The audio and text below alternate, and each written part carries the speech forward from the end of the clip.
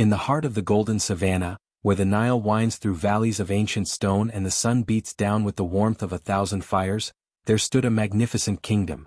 This was the kingdom of Zulu, a place where tradition ran as deep as the roots of the baobab trees and the people lived in harmony with the land their ancestors had protected for centuries.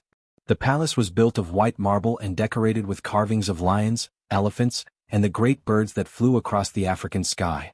Golden spires reached toward the heavens, and guards in colorful uniforms stood at every gate, their weapons gleaming in the sunlight.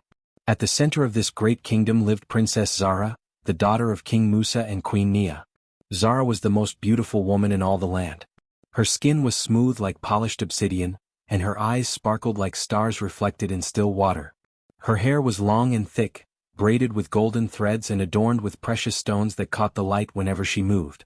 When she walked through the halls of the palace, servants bowed low, and even the strongest warriors found themselves mesmerized by her grace and presence. But Zara's beauty was not just on the outside. She was intelligent and wise beyond her years, educated in languages, history, music, and the art of rulership.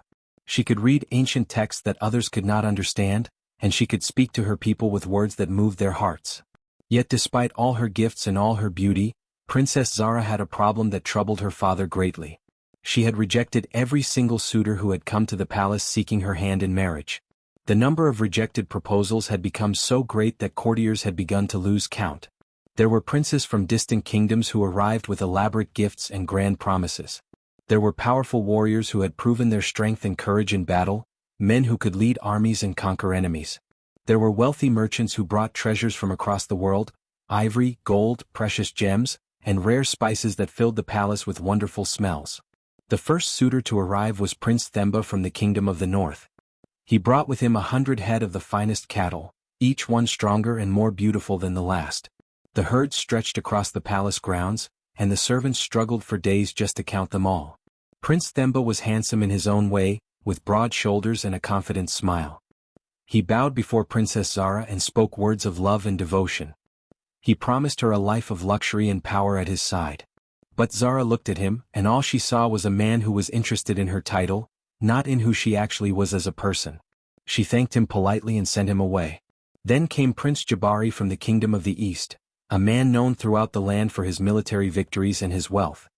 He brought gifts of carved ivory so fine that craftsmen wept at the beauty of the work. He brought gold bars so heavy that 5 men could barely lift one. He brought jewels of every color imaginable, emeralds as green as the deepest forest, rubies as red as fresh blood, sapphires as blue as the sky at dawn. Prince Jabari stood before Princess Zara with confidence in his eyes, certain that his wealth and power would impress her. But when Zara listened to him speak, she heard only words designed to impress her, not words that came from his heart. She saw a man who valued possessions more than people, and she politely declined his proposal as well. There was also a wealthy merchant named Kofi, a man known throughout many lands for his success in trade. He had traveled across deserts and sailed across seas to bring the finest goods to the kingdom. Kofi presented Princess Zara with bolt after bolt of the most beautiful cloth she had ever seen, fabrics so soft they felt like clouds, dyed in colors so vibrant they seemed almost impossible. He gave her perfumes made from rare flowers that grew only in distant mountains. He gave her jewelry crafted by the most skilled artisans in the world. But like the others before him, Kofi seemed to see only the princess, not the woman. When Zara looked into his eyes, she saw ambition and the desire to gain status through marriage, not genuine love and affection. More suitors came after these 3.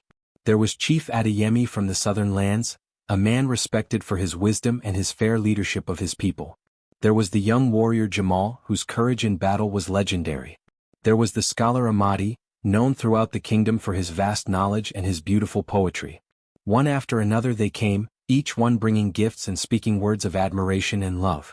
Yet one after another, Princess Zara found reasons that they were not right for her. She was polite and gracious in her rejections, but her answer was always the same: no. King Musa, her father, began to grow increasingly impatient and frustrated. The king was no longer young and he worried about the future of the kingdom. In those days, it was tradition for a princess to marry and form alliances that would strengthen the nation and bring peace between neighboring kingdoms. Each rejected suitor represented a missed opportunity for a powerful political alliance. The Council of Elders met regularly to discuss the problem, and their whispers filled the palace corridors. She must marry, the old men said to each other, shaking their heads in disapproval. The kingdom needs an alliance. She needs a husband to guide her decisions. This behavior is unbecoming of a princess. But Queen Nia, Zara's mother, understood her daughter in a way that even King Musa did not. Queen Nia was a woman of great wisdom and compassion. She had lived a long life and had seen many things. She knew that forcing a woman into marriage with the wrong man could destroy not only the woman's happiness but also the peace of the kingdom. One evening, Queen Nia sat in the palace gardens with her daughter as the sun painted the sky in shades of orange and purple. She placed a gentle hand on Zara's shoulder and looked into her eyes with understanding and love.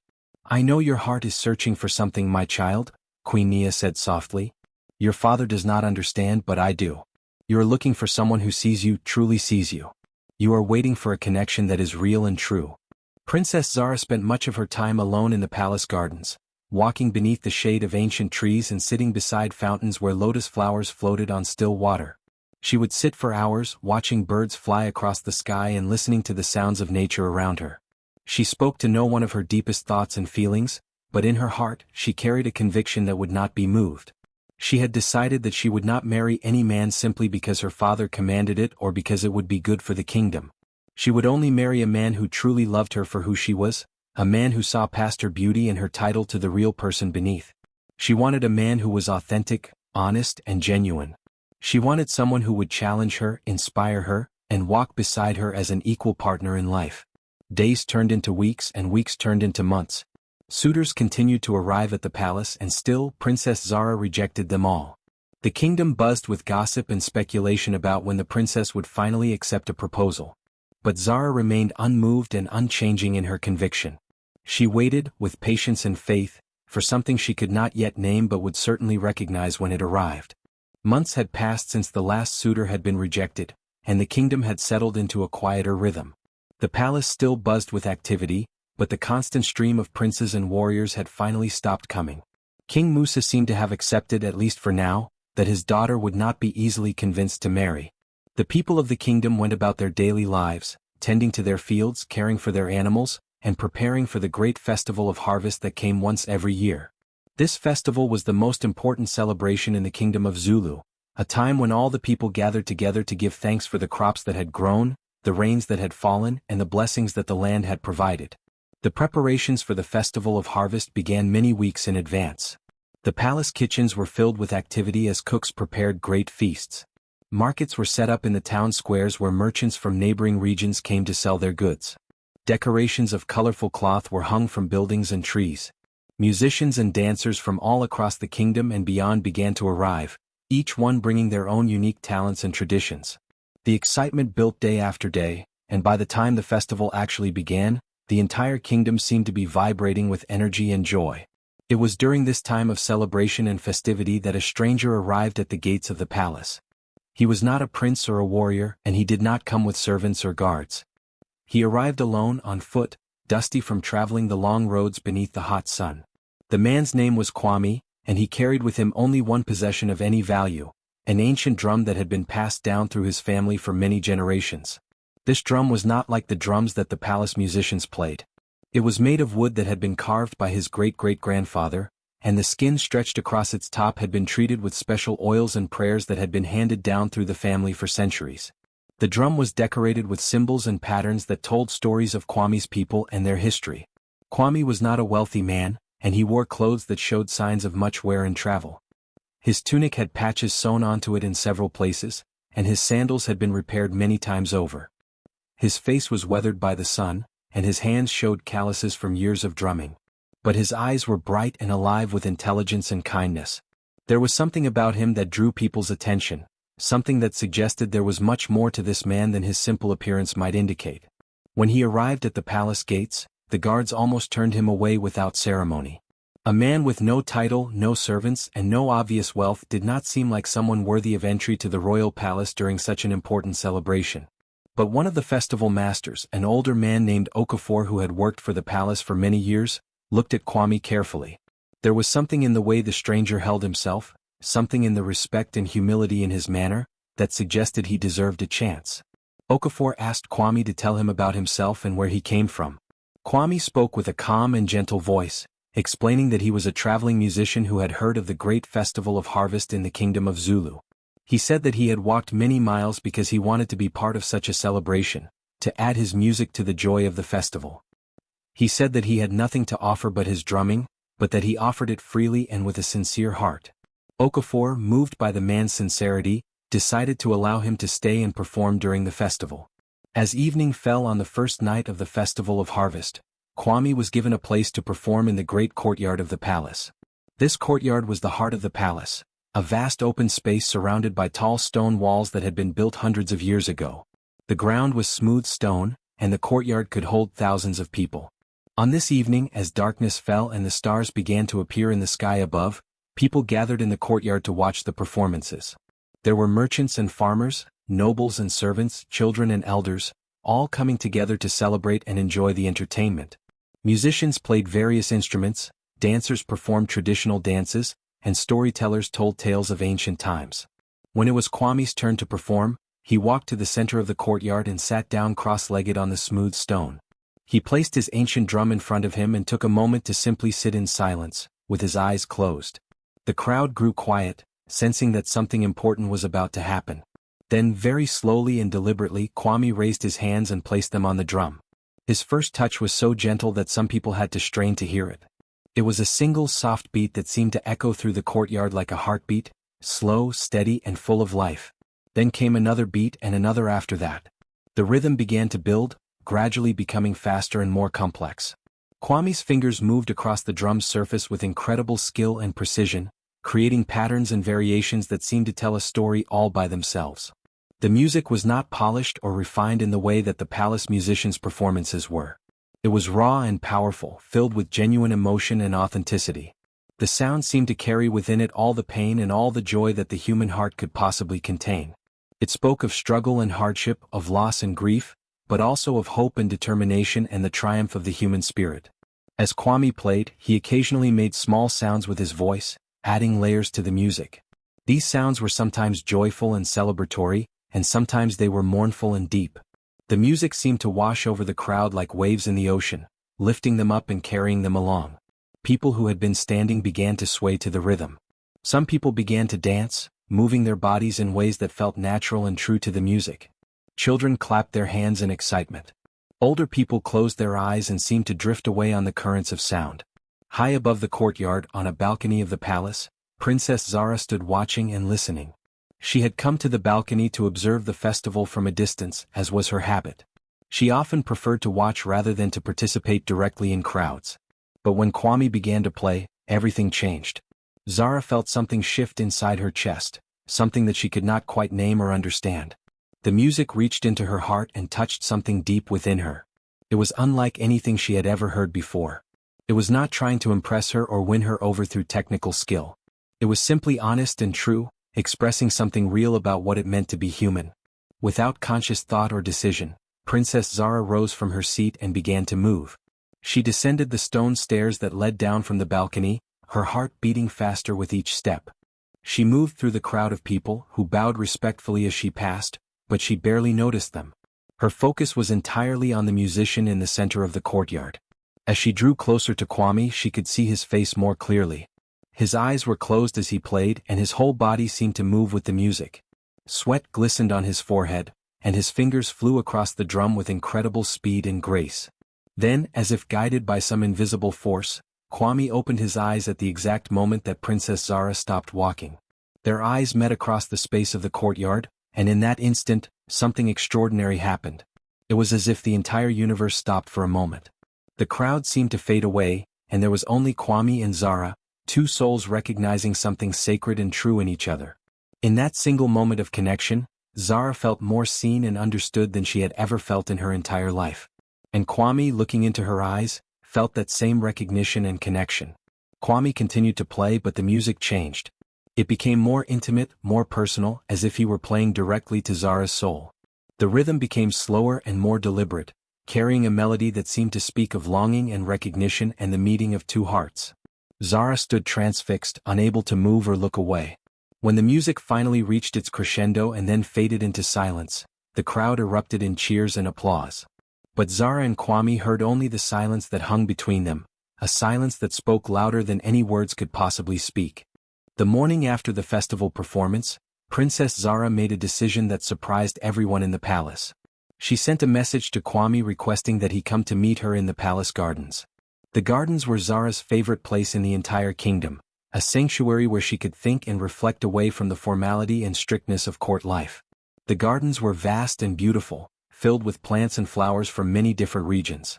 There were tall trees that provided shade, fountains where clear water flowed continuously, and pathways made of smooth stone that wound through the landscape like gentle rivers.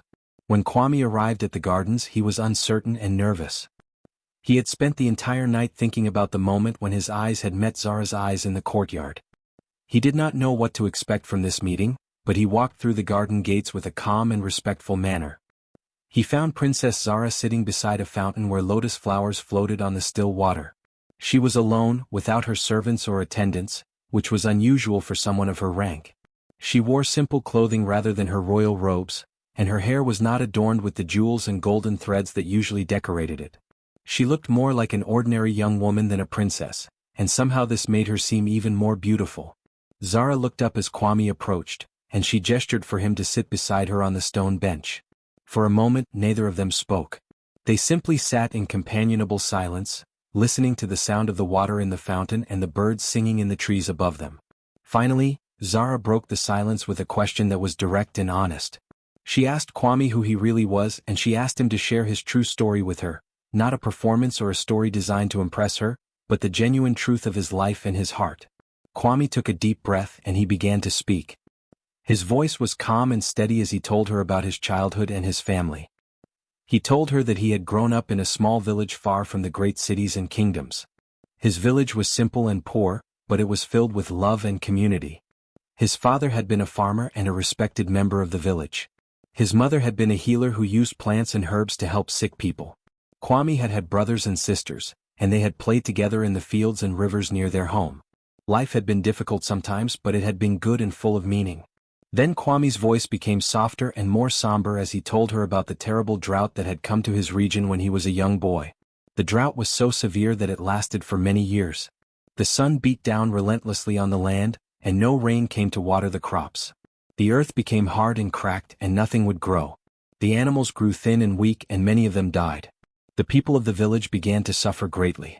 Food became scarce, and hunger became a constant companion. Kwame described the pain of watching his people suffer, the fear that filled everyone's hearts as they wondered if the rains would ever return. In the midst of this darkness and despair, Kwame's father became ill. The sickness was severe, and despite all of his mother's knowledge of herbs and healing, his father could not recover. Kwame watched as his father grew weaker and weaker, until finally, after many days of suffering, his father died. The death of his father was one of the most difficult experiences of Kwame's young life. His family grieved deeply, and for a time, it seemed as though all hope had been lost. Many people in the village died during those years of drought, and the community was devastated by loss and grief. It was during this dark time that Kwame's mother did something that would change his life forever. She took her young son and taught him to play the drum. She told him that music would be a way for him to process his pain and his emotions. She told him that through music he could honor the memory of his father and the people who had died. She told him that music could feed his spirit even when the land could not feed his body. Kwame's mother taught him the old rhythms and melodies that had been passed down through their family for generations. She taught him the stories that these rhythms told, stories of struggle and victory, of loss and renewal, of the eternal cycle of life and death. As Kwame grew older, he devoted himself to learning everything that his mother could teach him about the drum and about music. When the village finally began to recover and the rains returned, bringing life back to the land, Kwame realized that music had become his true purpose. He began to play at important ceremonies in his village. He played at weddings and births to celebrate new life. He played at funerals and memorial services to honor those who had passed away. Through his drumming, he told the stories of his people, keeping their memories alive and their spirits present. Eventually, Kwame realized that his purpose was not just to play for his own village, but to carry the music and the stories of his people to the wider world. He left his home and became a traveling musician, walking from place to place and sharing his music with anyone who would listen. He carried his ancient drum with him always, treating it with the reverence and care that it deserved. Through years of travel and performance, He had learned that music was a universal language that could touch the hearts of people from many different cultures and backgrounds. He had learned that when he played with genuine emotion and authenticity, his music could create a bridge between souls. As Kwame finished his story, Princess Zara found tears running down her cheeks. She had been moved by his honesty and the depth of his experience. She could see that this man had lived a real life, had suffered real pain and loss, and had found meaning and purpose through his art. He had not tried to impress her with his story or to win her sympathy through exaggeration. He had simply told her the truth. Then Zara decided to test Kwame in a different way. She told him that her grandmother had taught her ancient riddles and wisdom questions, and she wanted to ask him some of these questions to see how he would answer. Kwame agreed respectfully, saying that he welcomed the opportunity to engage with her on this level. Zara began to pose her questions, each one designed to reveal the character and wisdom of the person being asked. Her first riddle was this: what is the greatest treasure that a man can possess in this world? Kwame thought carefully before answering. He did not answer quickly or carelessly. Finally he said, the greatest treasure is not gold or land or power. The greatest treasure is the ability to connect with another human being in honesty and authenticity. It is to be truly seen and truly known by another soul, and to see and know them in return. This kind of connection is rare and precious, more valuable than all the riches in the world.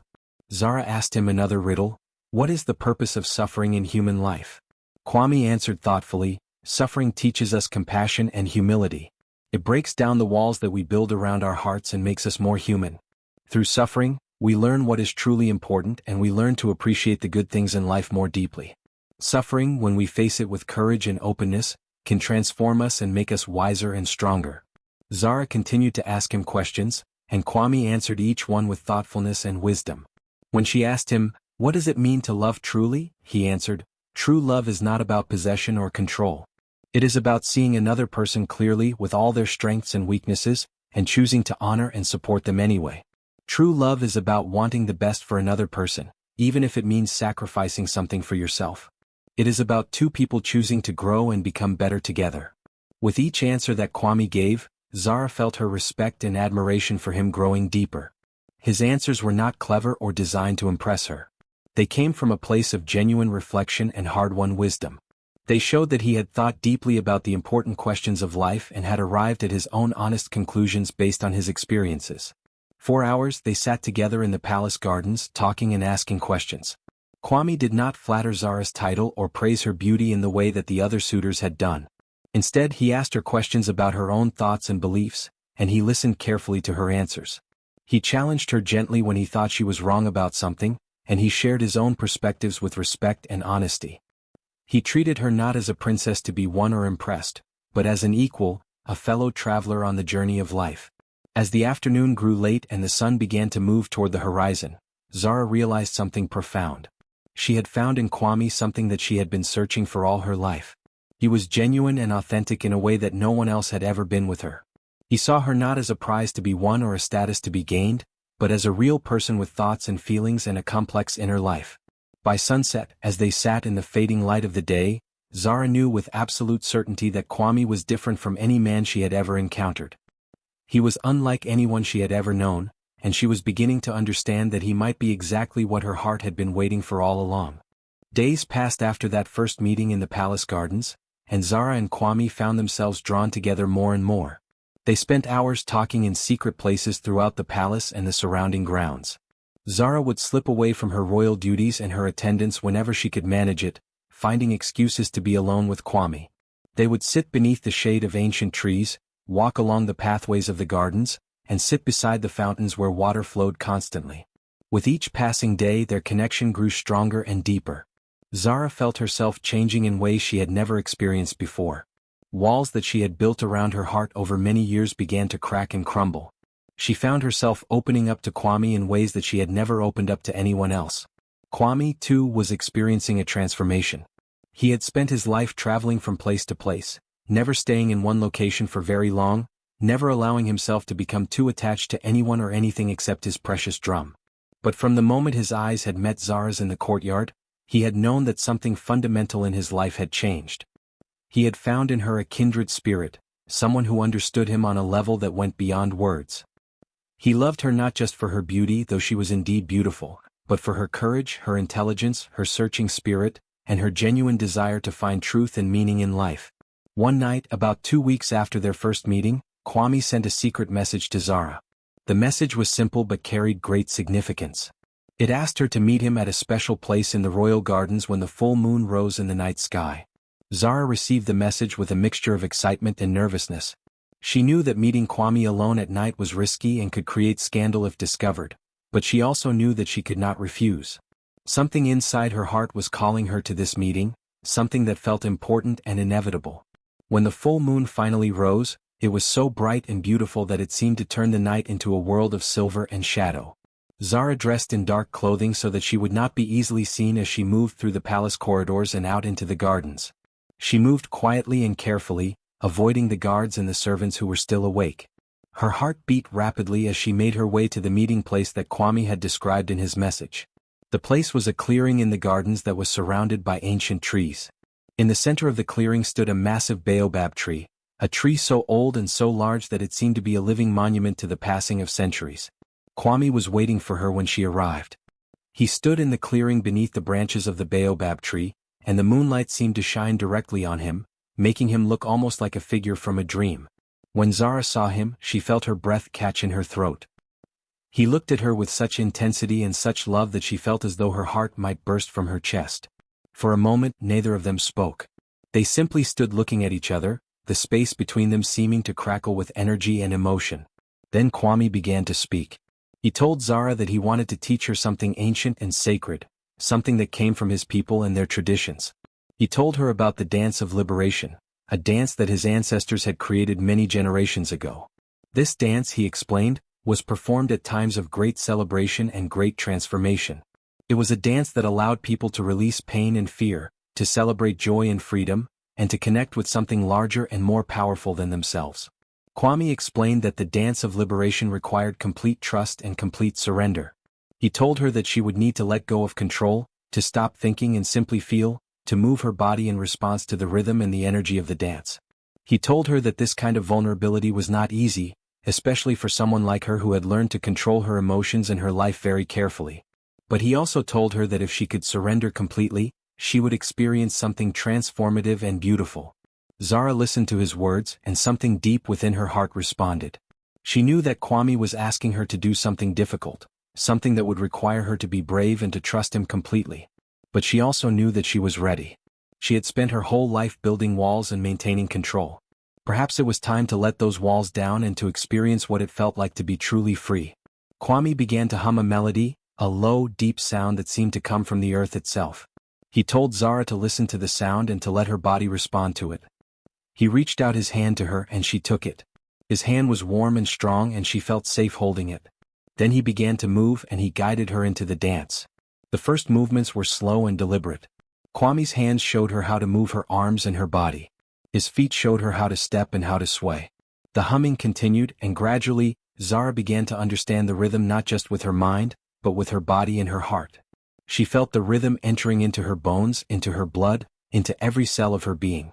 Her movements began to become more fluid and more natural. She stopped thinking about what she was doing and simply allowed herself to move. As the minutes passed, the tempo of the music and the dance began to increase. The humming became louder and more intense. Kwame's movements became faster and more passionate. Zara found herself matching his energy, her body moving faster and faster. They spun together in the clearing beneath the baobab tree, their bodies close together, their movements synchronized as though they had been dancing together for their entire lives. The silver moonlight seemed to swirl around them as they danced. Zara felt something breaking open inside her. It was as though a dam that had been holding back a vast reservoir of emotion was finally cracking and beginning to release its contents. Years of guardedness, of protecting herself, of maintaining control, all of it began to flow out of her. She felt tears on her cheeks, but they were not tears of sadness. They were tears of release, tears of transformation, tears of joy. As the dance reached its crescendo, Kwame lifted Zara up and spun her around in a final, triumphant movement. And then, with a sound that seemed to come from the very depths of her being, Zara threw her head back and released a scream. It was not a scream of fear or pain. It was a scream of pure, unbridled joy. It was the scream of a woman finally awakening to love. It was the scream of a woman finally setting herself free. The sound echoed through the gardens and seemed to reverberate off the walls of the palace in the distance. It was the sound of a soul finally learning how to sing. When the dance finally ended, Kwame caught Zara as she moved, and they collapsed together beneath the ancient baobab tree, both of them breathing heavily, both of them covered with sweat despite the coolness of the night. They lay on the soft grass, looking up at the stars that filled the sky above them. For a long time they simply lay there in silence, recovering their breath and processing what had just happened. Finally, Zara turned to look at Kwame, and she saw in his face the same tenderness and love that she felt in her own heart. She reached out and took his hand, and she whispered words that she had never said to anyone before.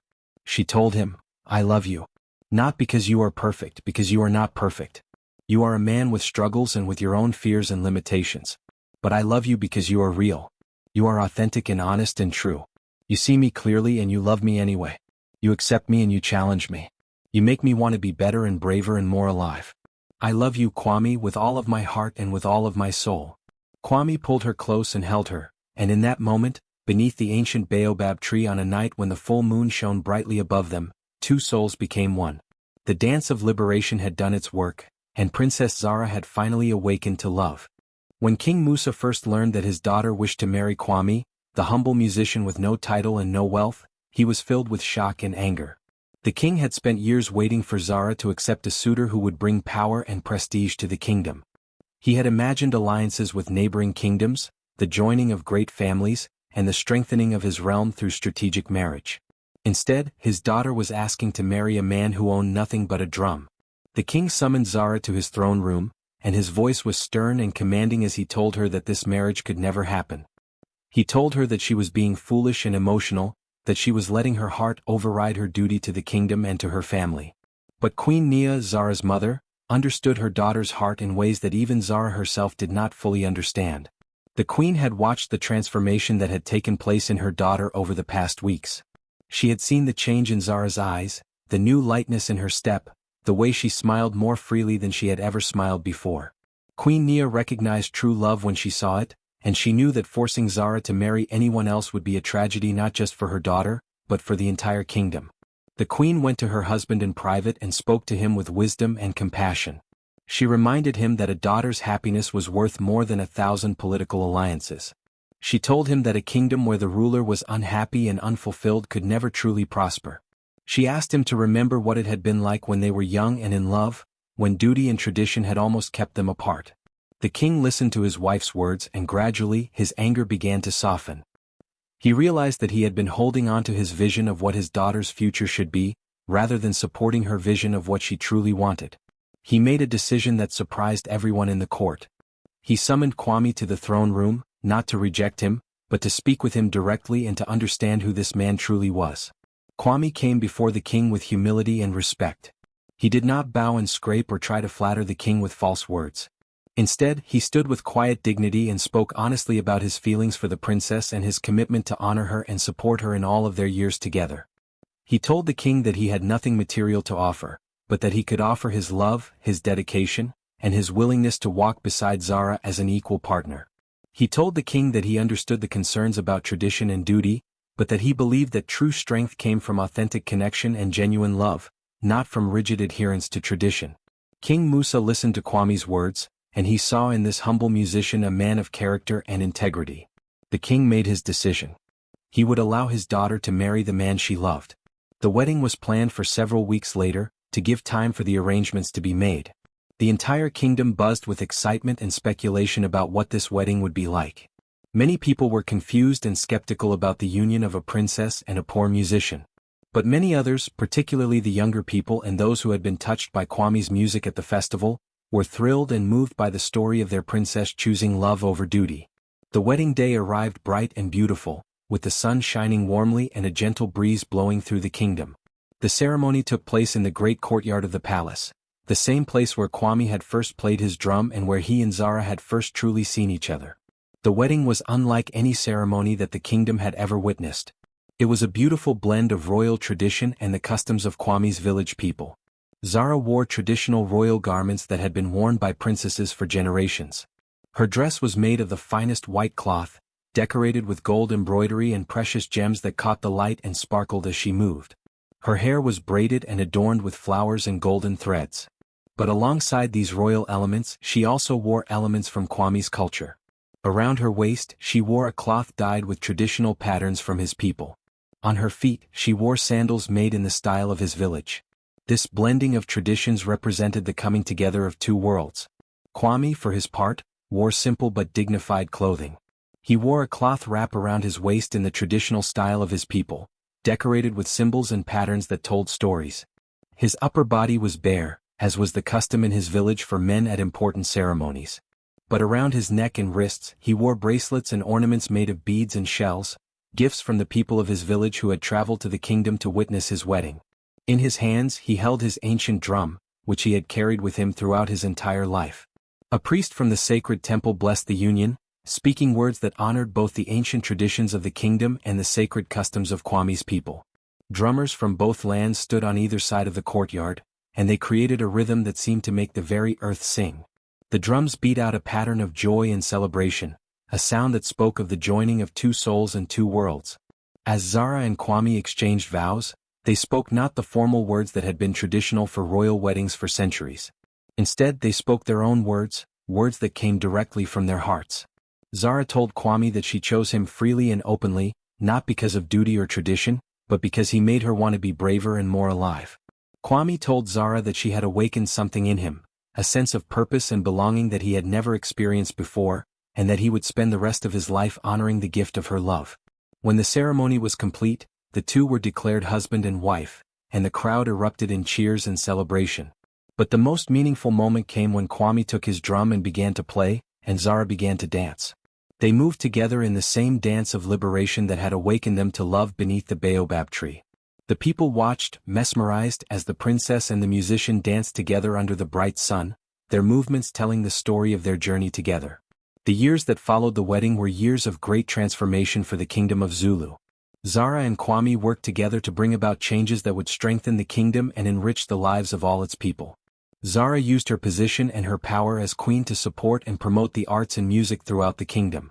She established festivals where musicians and dancers and storytellers from all regions were invited to come and share their talents.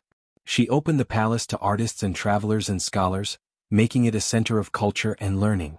Kwami, though he maintained his humble nature and never sought power or status, became an advisor to the king.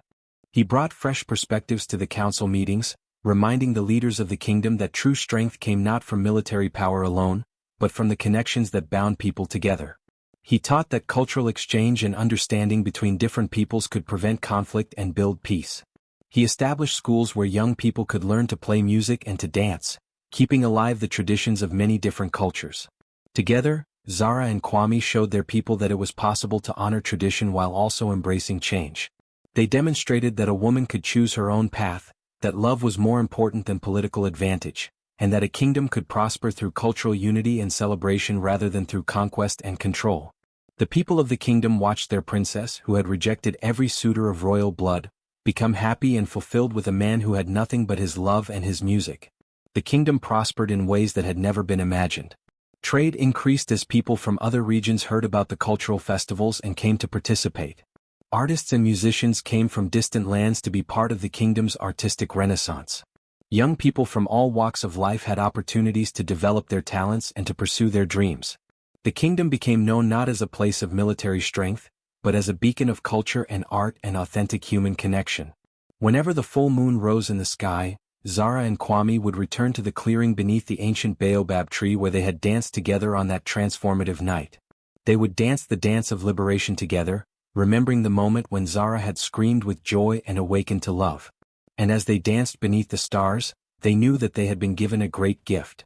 They had found in each other something that could not be bought or earned or demanded. They had found authentic love, real connection, and true partnership. The story of Princess Zara and Kwami became a legend that was told and retold throughout the kingdom and beyond. It was a story that taught people that sometimes the greatest treasures in life are not found in palaces or in the accumulation of wealth and power. The greatest treasures are found in genuine human connection, in the courage to follow your heart, and in the willingness to see and honor the truth in another person. Long after Zara and Kwami had lived out their lives, their descendants continued their legacy of promoting culture and art and connection. The kingdom continued to prosper and to grow, a living testament to the transformative power of authentic love and genuine human connection.